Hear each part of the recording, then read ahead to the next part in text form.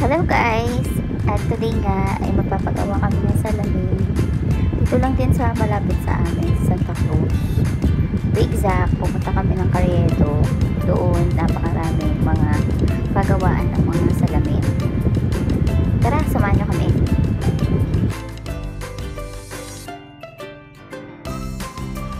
Dito nga pala kami nagpababa sa may malapit sa Carriedo Station ng LRT1. Saktong-sakto to sa pagawaan ng salamin. Pagbabang pababa mo pa lamang dito, napakarami ng mga tindahan ng mga salamin, pagawaan ng mga reading glasses, at mga transition na glasses. Iba-ibang klase.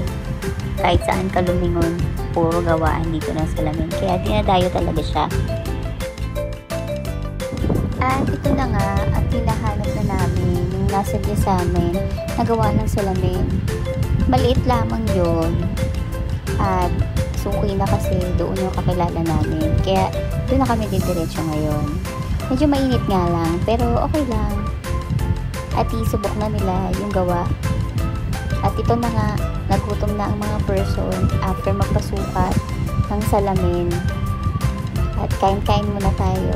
Pinaghintay lang nga kami ng mga 1 hour. Sabi bumalik na daw kami to get yung mga At ito na nga, finished product. Diba? Ang gaganda. Nag-range nga lang pala yan from 1.3 hanggang 2.3. Sa amin ang tatlo yun. Kaya, ayun. Ayun lang. Pagawa na rin kayo guys. Bye!